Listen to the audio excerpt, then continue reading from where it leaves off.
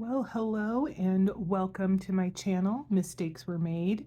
This channel is created to document our process to become debt-free. That is for credit card debt, personal loans, car payments, and of course, eventually the big mamma jamma, our mortgage. So if you are new to the channel, welcome.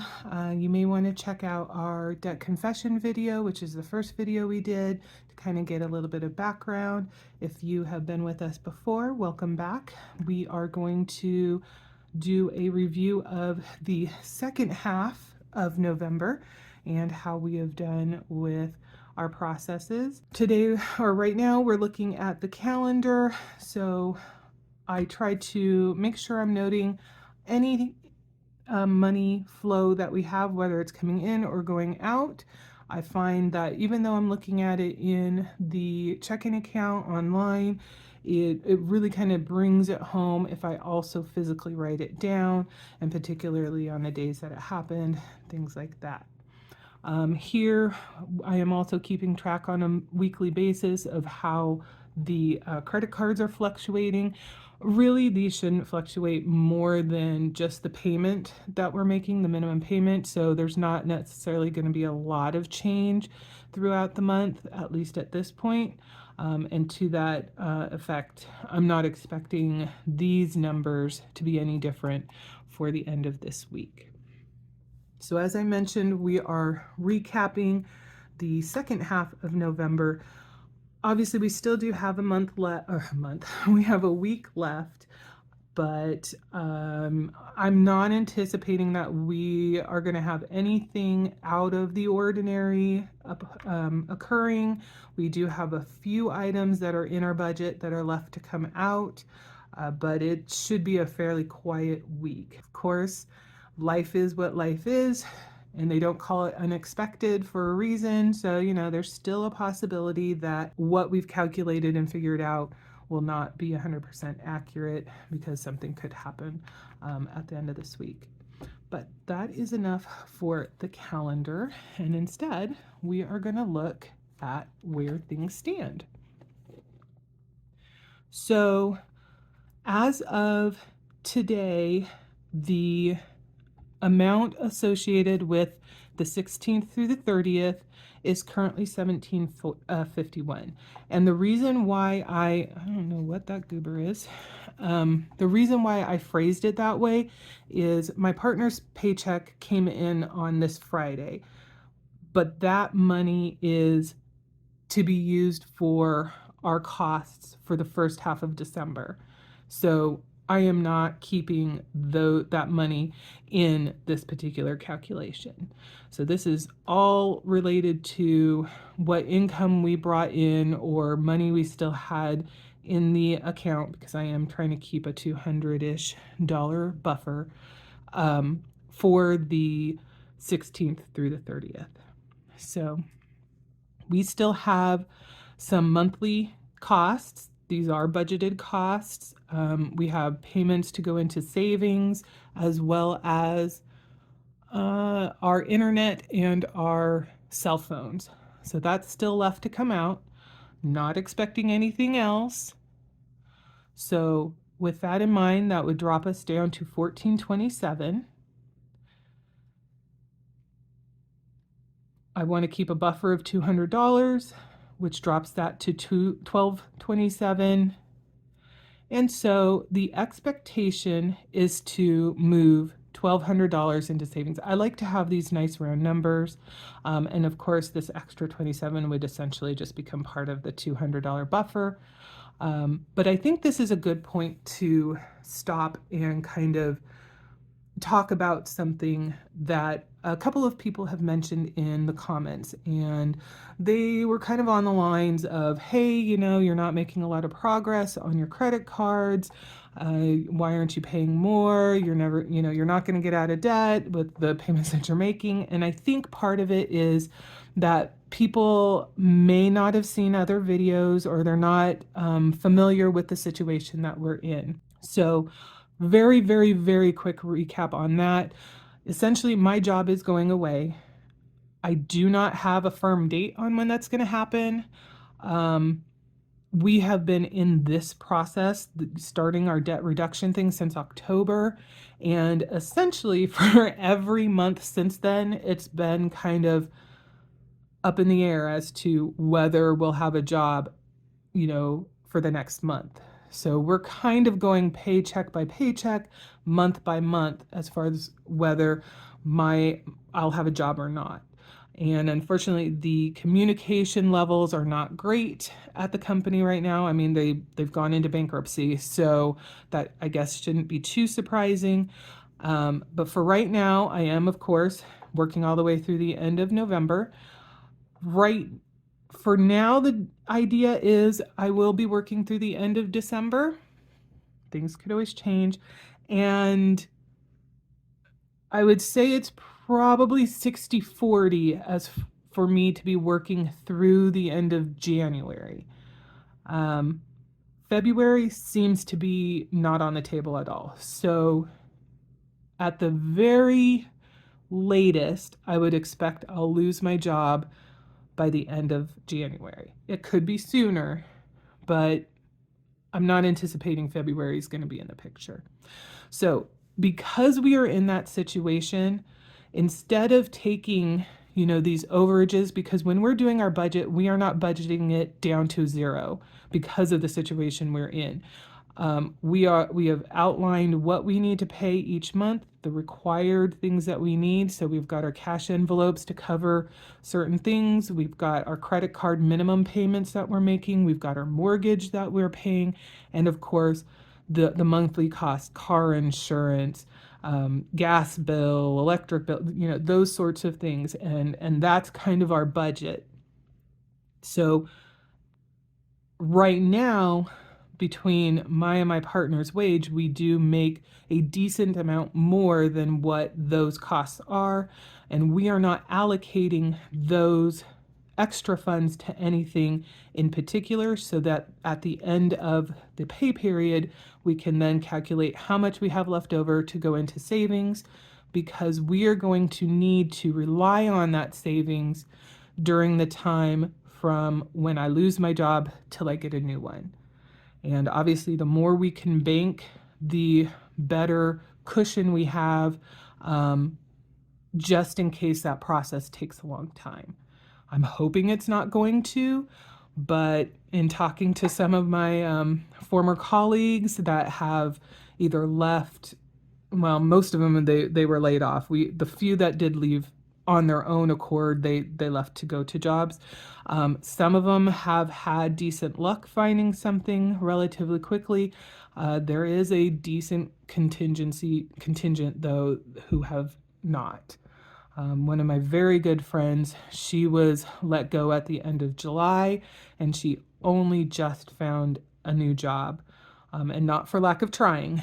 I think the second week of November. So I want to be prepared as much as I can be to have a savings bucket that we can pull money out of to cover the loss of my wages for our monthly costs. Right now, my partner's share, or what he contributes, is about $3,100 a month. And so to cover the very, very basic budget that we have, so that there's no real extras, my share would need to contribute $2,300. So as we're building up our savings every month, I would need to be able to contribute $2,300 to that. And so that's why we are taking these extra dollars and putting it towards that, instead of what we would be doing if this was not the situation. If my job wasn't going away and we were living, what we were living before, then absolutely we would be putting this extra money towards our credit card debt and our other debts. So that's the scenario, and hopefully that kind of explains, why you might not be seeing the movement on the debt that you might expect. Okay, so getting back to this, so this becomes part of the buffer that goes into the first half of December, and his paycheck already dropped. Mine should be coming at the end of this month, so next week. And so for the 1st through the 15th of December, we would be looking at about $4,875 to pay for our budget for the first half. And of course, whatever overage we have after all of those costs come out will go over to savings. Now, if you have been somebody who's watched a couple of our videos, you may notice that this amount is higher than it usually is. And the reason for that is when we were talking about our budget earlier this month, my partner mentioned that he has I don't even know what you want to call it, a bunch of PTO that he has banked, and he doesn't really use it, about 200 hours. Now his job, I'm not super savvy about how they do their time off and all the different time off options they have, but there are different things that he can utilize to take time off if he wants to. It's not just PTO. And as a general rule, he doesn't take a lot of time off. He doesn't really get very sick. And his days off fall at the end of the week. So more often than not, I would take PTO if we wanted to go do something, as a weekend thing. We wouldn't do any kind of overnight stuff because we have pets. But if we want to do that, typically you would do that over the weekend, Friday, Saturday, or Sunday. And so with his days off falling in those areas, if I wanted to extend my weekend, then I would be the one that would take PTO. And that would work out really nicely because my company has a rule that you are only allowed to roll over a certain number of hours at the end of the year.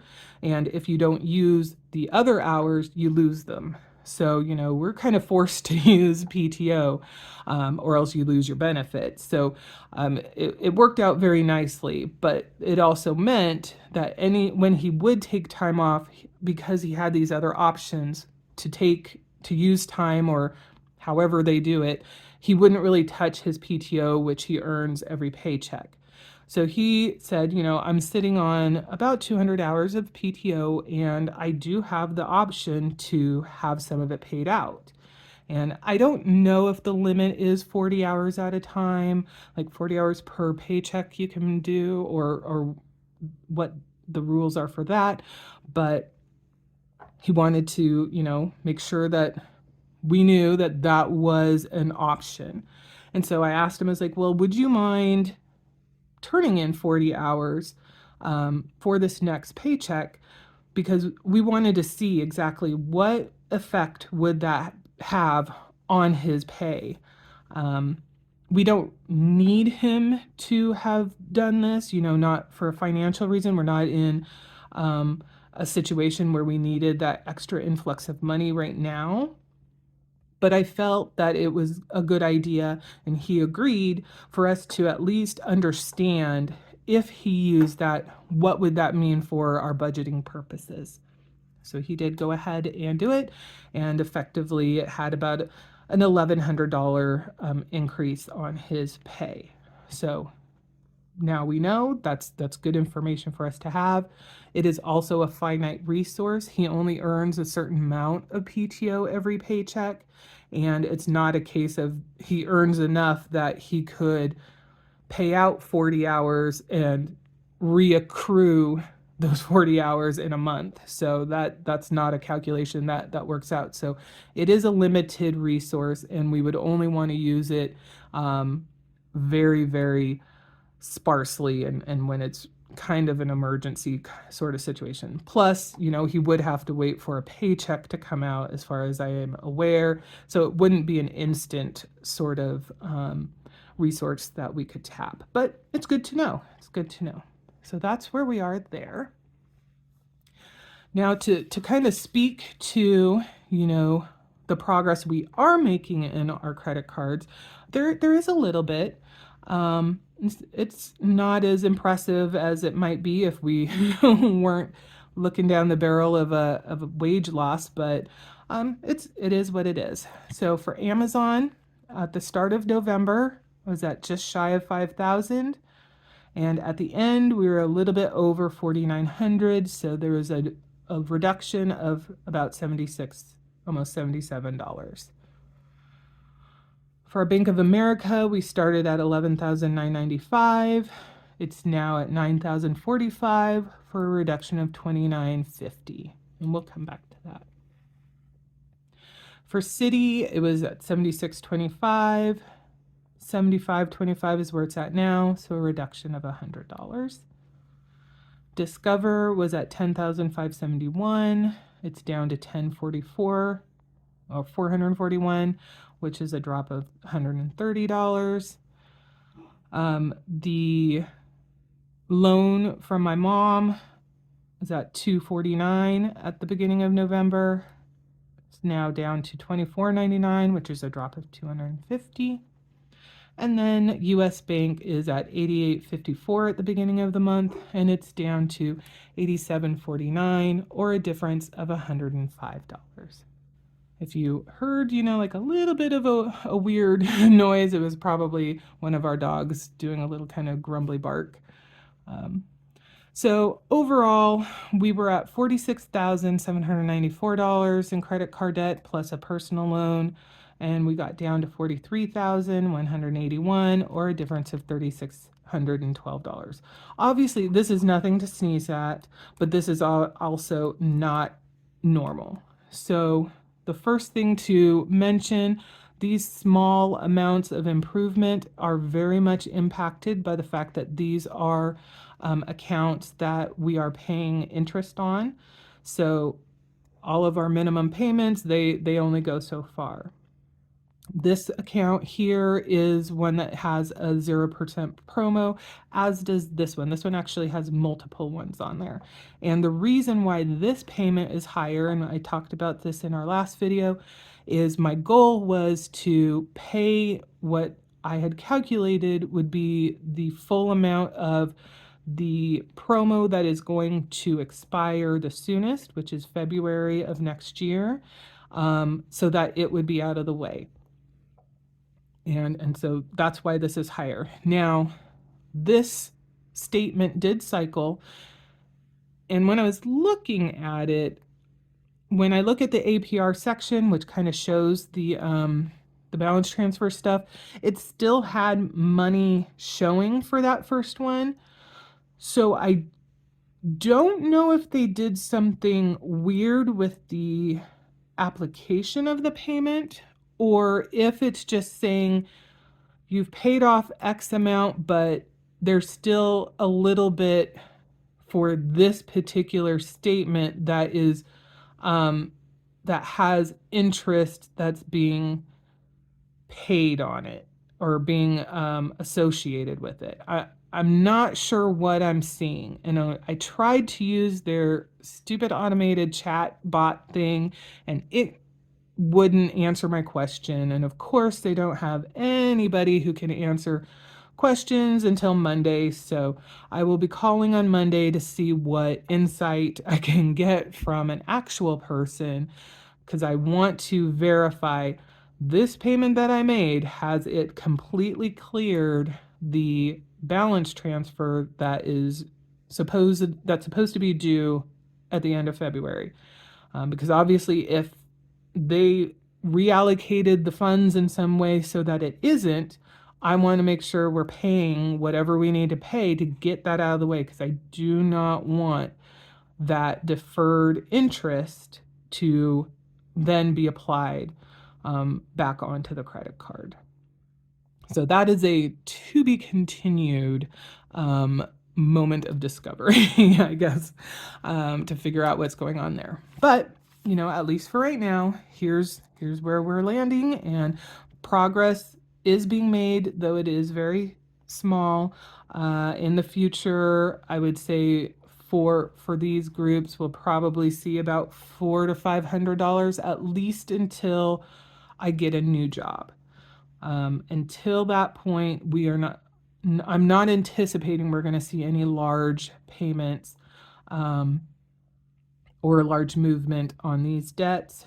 After I find a new job, then we're going to be doing some reconfiguring to determine, how are we going to utilize whatever that wage is against what our budget is.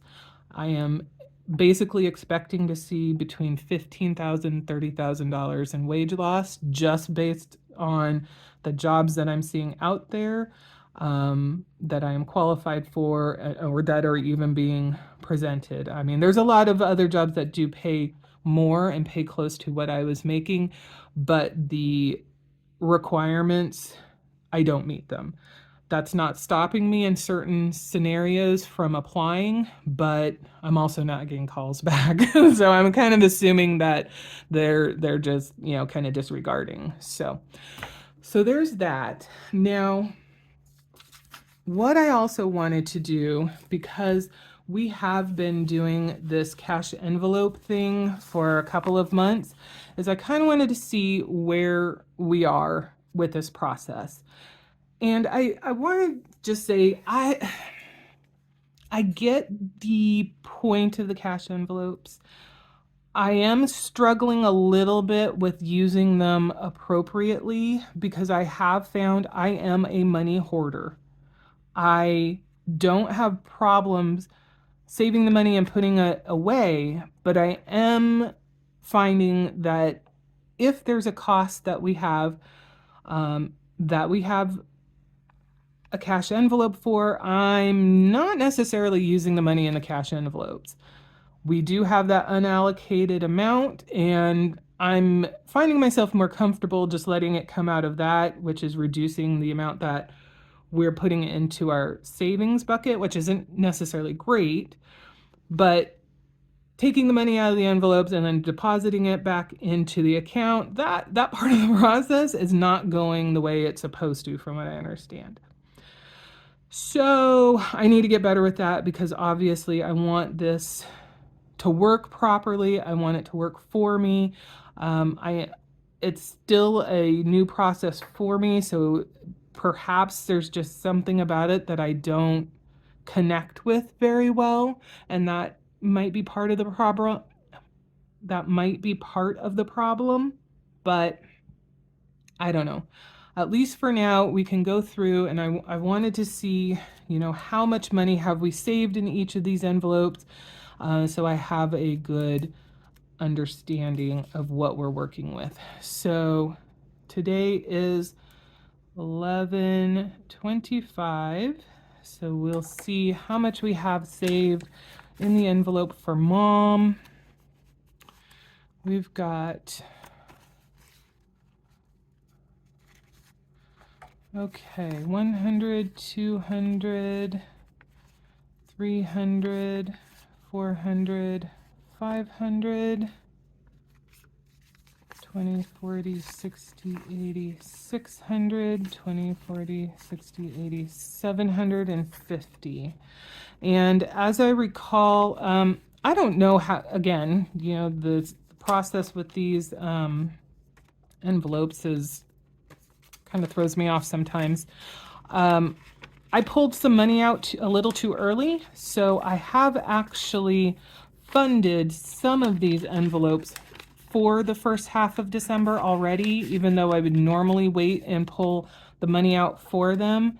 On the 1st of December, or even the 2nd of December. So when I go to pull money out and later, when I'm actually supposed to do that, that will be reduced slightly because I've already funded some. And this one for my mom is one of them. And we will be doing a bulk payment probably at Christmas to get her some of those funds. Now I've created a bucket called Unexpected, so if random stuff, it's basically another savings. I don't know. That's what I decided to do, so. Oops. 11/25. What do we have? We've got 50, 100, 150, 200, 250, 270, 290, 310, 335. And I'm pretty sure that this is another one that we funded early. This one I break up between the two pay periods, so I do $85 each pay period. And it's 335.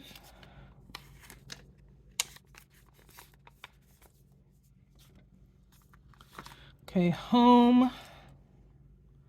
This is supposed to be anything that we need to do, like repairs on the home or stuff for the garden. If it's things like, I don't know, light bulbs, dishwashing detergent, laundry detergent, those are all kind of squished into our groceries because the grocery store that we go to sells all that kind of stuff.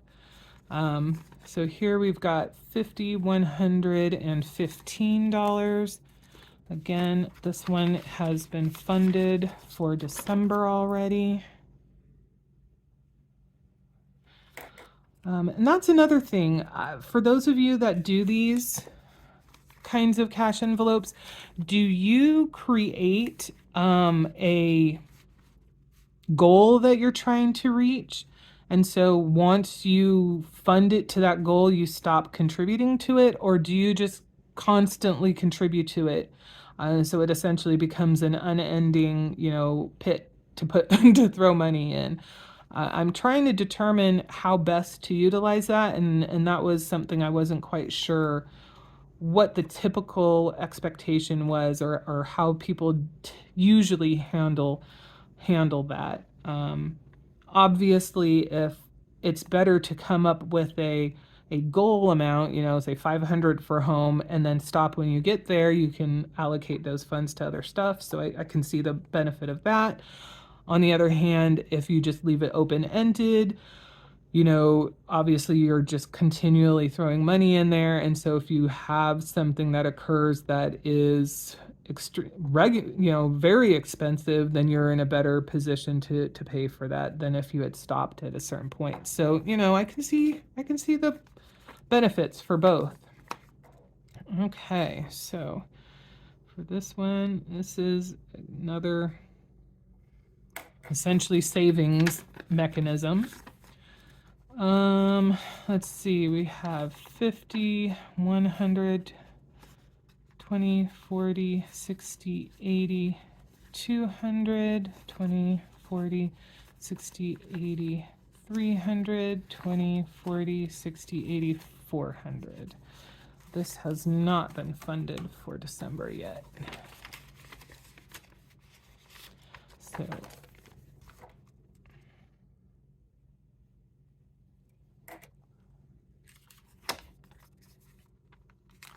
I'm going to put this aside. Oh, I guess I should have waited for that to dry. I'm going to put that aside so it goes on top, so I know it still needs to be funded.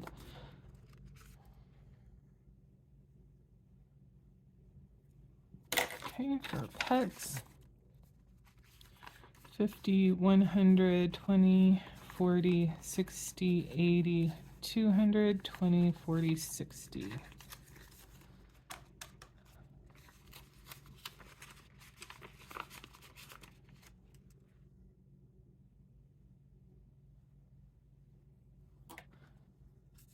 And I believe this has not been funded for December. Okay, so we do have Prime. The pay, it comes out, it's a yearly cost, and that comes out this next month, December. But I'm getting a jump start on breaking it down to the monthly cost. So I created one of these for it. This is actually a newer one. And you can see in some of these, I've put a note. So this second means the cost for this we pay out of our second half of the month. Over here for this one, we can see first pay period. So we would take the cost out of the first pay period for that. So for this one, I think we just have $20. Yeah. Okay. And this, we did fund early. So that one's done. AAA, that is also a yearly cost. I do need to look actually at that Prime. I was thinking about it earlier. I think we might be funding too heavily at $20 a month. I want to say it costs $139 for the year. So I don't know what I was thinking when I came up with how much we need to pay a month. So I need to do that calculation again and see. That might be a little bit overfunded at the moment. Okay, so for AAA, the cost is it's less than $15 a month, but not by much. So $20.45. This has also been funded through December. Okay, come on. Oops.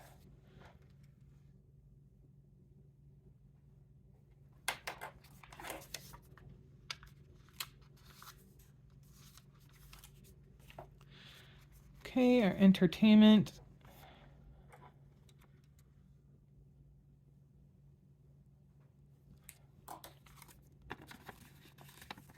It's got 50, so that is funded for December.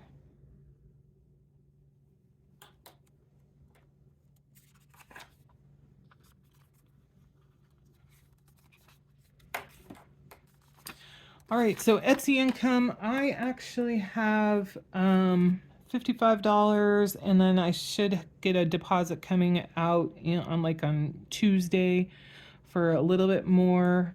I have not funded this yet, so I'm going to leave that alone. I'm trying to debate whether it makes sense for me to pull that out or if I should just leave it in the bank as kind of a additional buffer for at least for right now. So here we've got 50, 100, 20, 40, 60, 80, 200. That is for Christmas presents for the nephews. And right now it's allotted Christmas and gifts. Throughout the year, we really don't do gifts for each other or for, anything else. Just basically Christmas and the nephew's birthdays. So we'll be transferring this. I might just keep this in play but not fund it anymore, and transfer the money over to cars, because one of the categories that we definitely do not have is for car repair. And somebody in the comments, I had asked, if there's anything anybody noticed that we're missing, and somebody mentioned cars, and I very much appreciate that because completely slipped our minds. Okay, so gas. Actually, what do we have left? We've got 50, 73. So since each month we are allocating $180 for gas and $20 total for his charge point stuff for charging up his car. I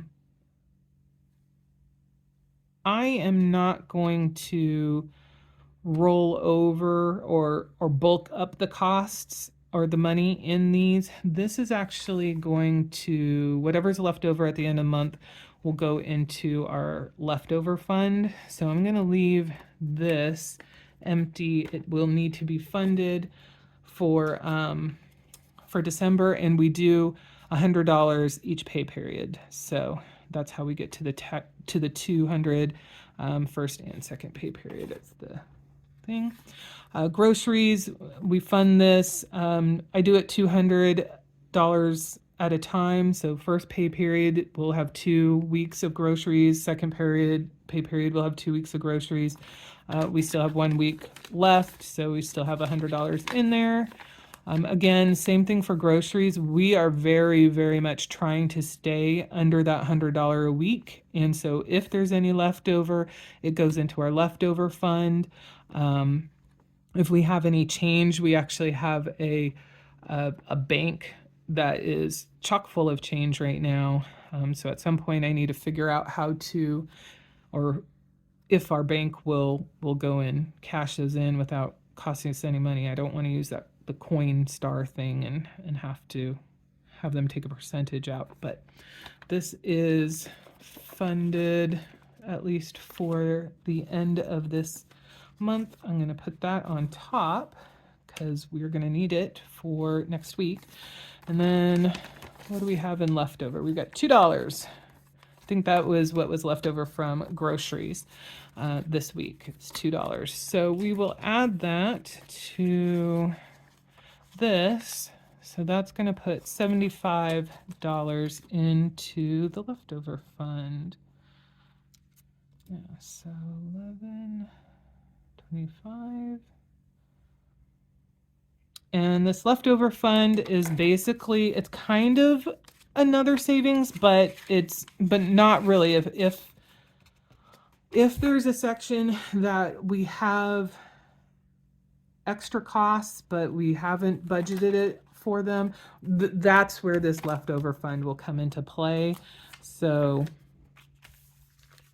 obviously we want to stay within budget for all of our cash items, but this gives us a little bit of extra breathing room if we need it. So we'll put that in there, and those need to be funded. So yeah, so I don't feel like we're doing terribly as far as the cash stuff is concerned. I kind of feel like they kind of end up becoming little mini savings buckets, and then I don't use them when I'm supposed to, and so obviously I'm not using the process properly.